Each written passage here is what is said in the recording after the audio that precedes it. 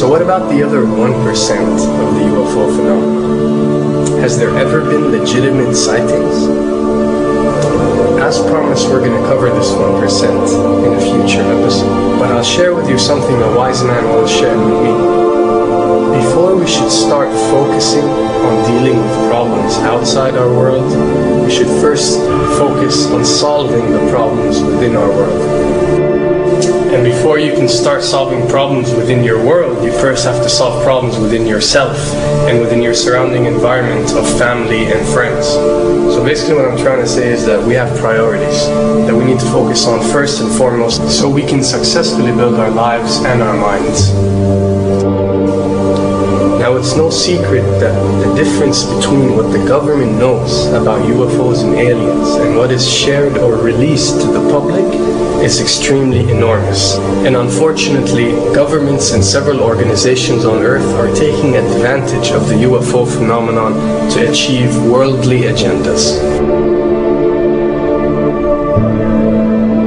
So why do we see particle beams, huge ones, firing at things that are, you were saying 200,000 Gs? Yep.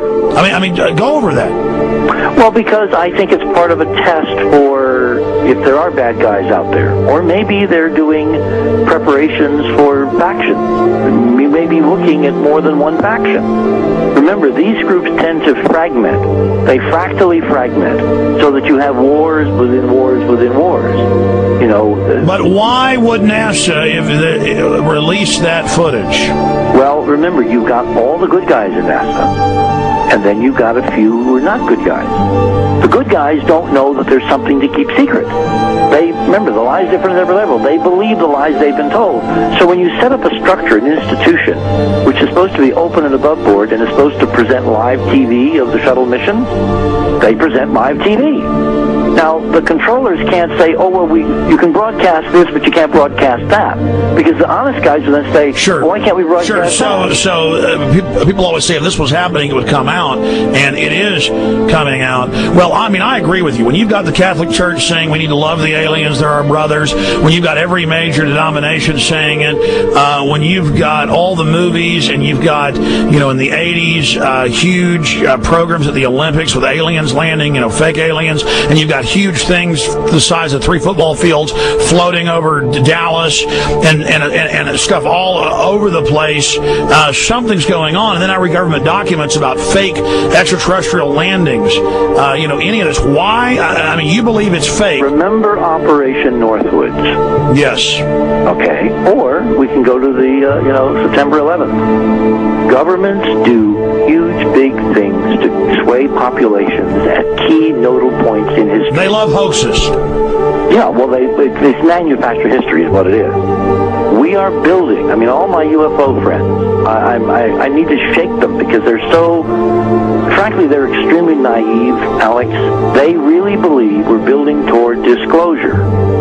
I believe we're building toward a mass, carefully manufactured, fake event where ETs, who are really humans, who are really part of this secret clique, who are probably Nazis, who have developed or perfected their technology from World War II, which is why you've got to get, Joseph on. They are going to basically fake out the world. And there's an incredible window on the Nazi black ops programs, the compartmentalized, incredible high technology efforts that were being funded by the Nazi war machine, particularly toward the end of the war, in a desperate effort to win the war, and they fastened their hopes on several key technologies, some of which appear to be the control of gravity itself, which again is a separate piece of data from my work, which came at this from a hyperdimensional physics perspective. We know there's a lot of suppressed technology. 20 years after the B-2 bomber was already in service, they declassify it. So we have a lot of cases of that. We know there's a whole shadow government.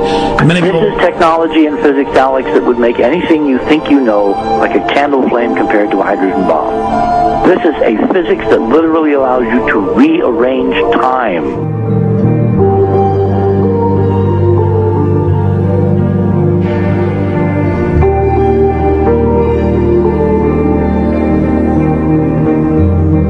But I mean, imagine you've got all these compartments in these pyramids within pyramids of compartmentalization. That's why that's the New World Order symbol. And we don't know what they've got because they are so secret. We know they lie so much. We just know it's advanced. Mainline scientists say they're 30 years advanced. So Richard C. Hoagland, what I'm saying to you is, I'm entertaining what you're saying. I respect you. I think you're a great guy. My only issue is, like you said, dealing with what we know they could be up to. The fact, Alex, we have done experiments. We have our own data. We have experiments now from the Soviet Union.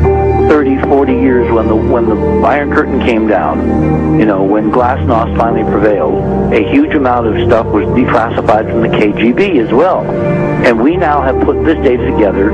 We not only know what the physics is, we know what it can do, we know what it's based on, we know how to make it work. We've seen in our own experiments ample evidence. We've seen experiments across the American landscape and even in Europe that vindicate various parts of this. And the latest thing I'm working on, it looks like von Braun himself was deeply involved in some of this early physics experimentation, but they're keeping all the good stuff for themselves. The reason is that if we got access to the good stuff, if we got access to the technologies, the energy, we wouldn't be worried about $4, $5 a gallon gas or $10 a gallon gas. We would live like people are supposed to live, all 6 billion of us who could live lightly on the earth, Alex, with this technology. And live longer.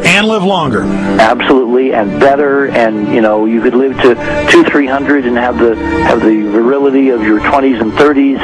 There's extraordinary medical breakthroughs, there's extraordinary physics breakthroughs, technology breakthroughs, energy. It's all been kept away.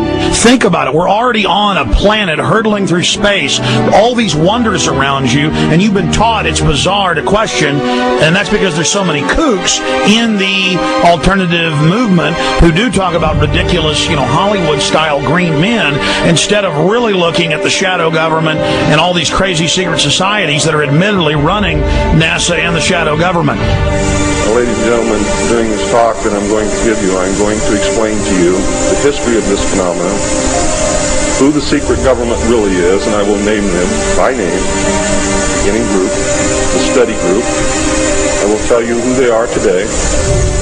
I'm going to tell you what this is all about. I'm going to tell you who's selling drugs to your children. And I'm going to tell you why the United States government is afraid for you to find out what the truth is regarding UFOs.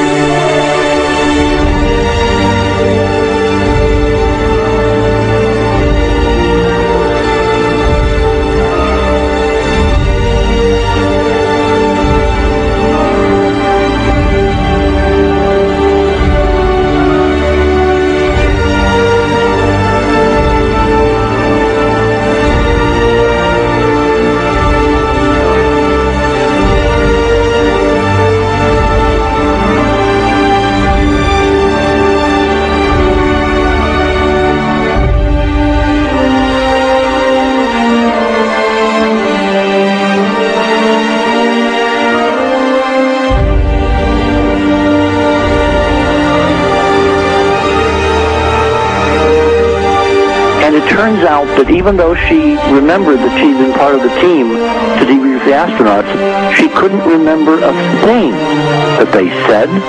She couldn't remember why she no longer was working with NASA. She couldn't remember. In other words, her memory lapses were enormous, and I don't think they were feigned, because we now found the same pattern in all the flight crews. Because the awful truth, Alex, is they have been brainwashed. They have been mind controlled. They have had a technology, a very sophisticated technology, which took away the real missions that they experienced.